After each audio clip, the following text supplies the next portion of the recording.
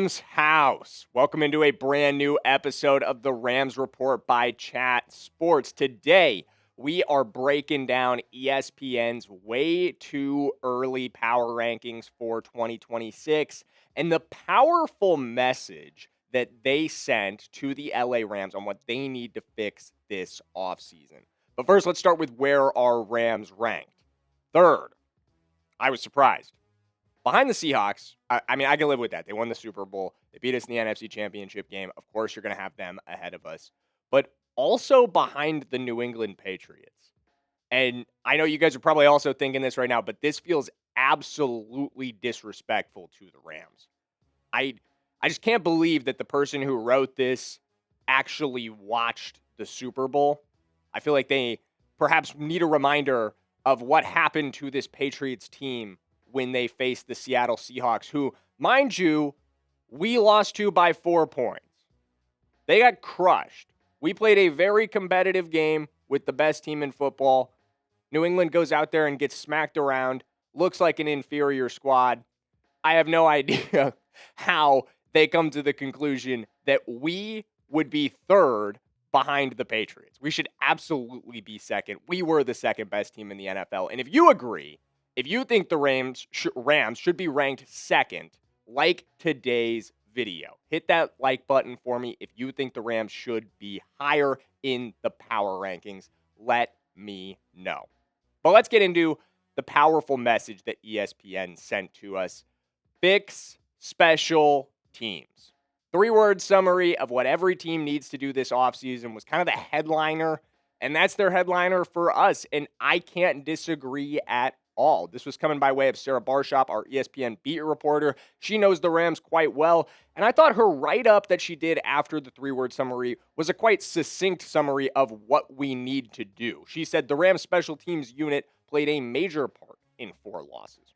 In their playoff loss to Seattle, wide receiver Xavier Smith muffed 2 punts, including one the Seahawks recovered before scoring a touchdown on the next play. Coach Sean McVay tried to fix the issues at midseason when he moved on from kicker Josh Carty and long snapper Alex Ward. He later fired special teams coordinator Chase Blackburn after Los Angeles' Week 16 loss to the Seahawks. The first step was hiring new special teams coordinator Bubba Ventrone.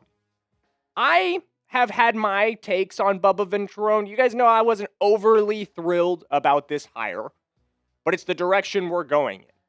And I think as fans, even though we can have our opinions about the hire, we got to be fans of this team. We got to have faith in Bubba Ventrone. We got to root for Bubba Ventrone to pull this off. But there's a lot on his plate as our first-year special teams coordinator. So we are going to answer 3 special questions today that Bubba Ventrone has to stare down, stepping into his role. Number 1, the most obvious one, who takes over return duties? Because it sure as hell is not going to be Xavier Smith. We're in a bit of a hiring situation here at the returner position. Help wanted, if you will. Xavier Smith is an exclusive rights free agent, but we're not bringing him back. I mean, there's just no chance at this point. Smith was a semi-useful receiver at times, but the mistakes in the playoffs costing you an opportunity to go win a Super Bowl has to be the end of his run in LA. And I know a lot of people want us to go corner at 13. I know you do. But there's a guy that we've talked about over and over again. And he's just too tempting at 13, in my opinion. Mekhi Lemon, he speaks to me like the Green Goblin mask speaks to Norman Osborn in the Spider-Man movies. He's just too tempting at 13 because not only could he come in and solve our issues in terms of we need a third explosive receiver for Matthew Stafford. I don't even know if you call that an issue. It's kind of just a want. But we also have an issue at punt returner. And you know what Lemon does quite well? Returns. Returned 6 punts in 2025 for 71 yards. Returned 32 kicks for 752 yards in his college career at an explosive rate of almost 25 yards per return. That's a great presence there. And again, you go back to the receiver depth chart. We need this third option. Right now, Jordan Whittington receiver 3, maybe Tutu you could throw in there. Kanate. Who's receiver 3 in this offense at the end of the day? Behind Puka and Devontae. It's not a deep room. We need a third presence. Tutu's gone. He's out the door. Xavier Smith, out the door. This receiver room needs a third guy, and Mekhi Lemon solves two problems for you in one go. He kills two birds with one stone. Turner, third receiver. And not just any third receiver, an absolutely elite one. So if you agree with me, and you think that Mekhi Lemon would be a fantastic pick for this team at number 13, then I need you to smash like on this video, because I think not only would he make our offense all the more explosive, but he also solves your issues on the returner front. He's not going to be muffin punts. Absolutely not. And he's way more explosive than Xavier Smith could ever dream of being in the punt return department. Question number 2. Special question number 2. Is Harrison Mevis the guy? The thicker kicker had some moments this season, especially in the divisional round. Obviously, he was in some ways the hero of that game, alongside Cam Curl, I would say, with the game-sealing interception. Then Mevis got the final kick. But he needs a new deal this offseason. We're going to have to give Harrison Mevis an extension. It was just a one-year deal to bring him in, his first season in the NFL, so he was technically a rookie last year. And is it worth tendering a new contract to Harrison Mevis? Let's take a look at the numbers, and let's make a decision together. 92.3% field goal percentage, 85.7% from beyond 40 yards. Both of those are well above NFL averages. He was 100% on his extra points, and he made 98% of all of his kicks at 51 of 52. That's pretty damn good. That's the most reliable thing the Rams have had in the kicking department since Matt Gay, in my opinion. And he's exclusive rights, which is important. As an exclusive rights free agent in the same category as Xavier Smith, the Rams can tender him a contract, and he cannot negotiate with other teams. So it's kind of just take it or leave it from Harrison Mevis' perspective, or sit out for another season. So this deal will likely be veteran minimum for Harrison Mevis. It'll be a very cheap contract. It's an easy keep, in my opinion. Maybe you bring in competition if Harrison Mevis doesn't show consistency this offseason, but not keeping him just doesn't make any sense, in my opinion. He was more than solid for you this year. He'll be as cheap gets for an NFL football player.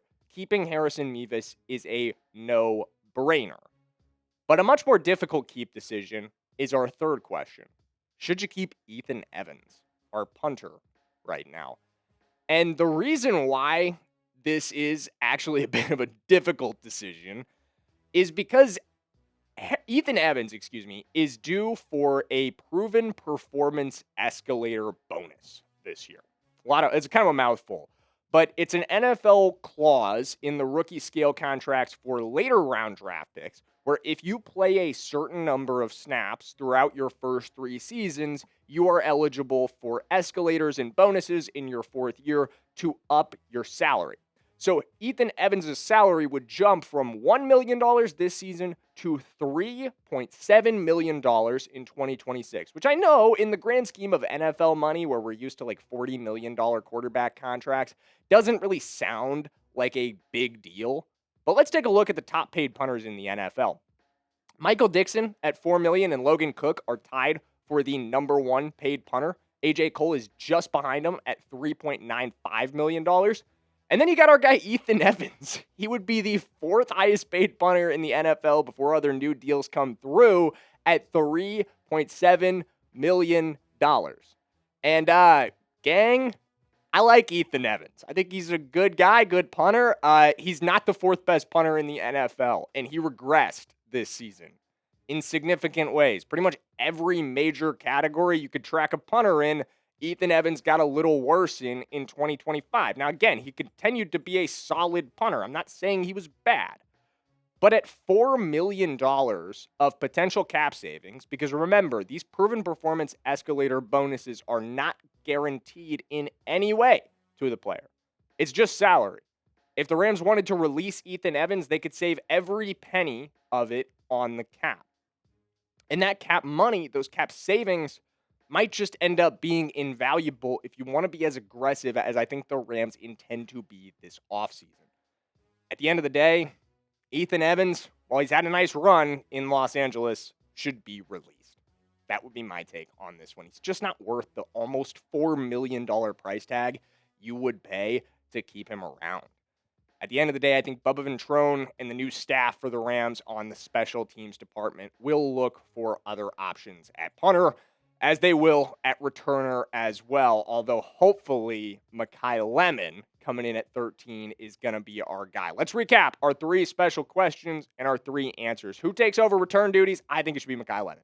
Draft him at 13. It's a no-brainer that kills 2 birds with 1 stone, in my opinion. You get your third receiver, you get your A1 punt returner. Is Harrison Mevis the guy? I think so, at least for now. He showed enough in 2025 to be kept around in 2026, and the cost is just no-brainer cheap. Should we keep Ethan Evans? Unfortunately, no. We're going to be looking for a new punter in the 2026 offseason because Ethan Evans' performance escalator bonus just kind of prices him out of our range. That is the gist of today's episode. Thank you guys so much for hanging out, and as always, let's go Rams. We will see you in the next one.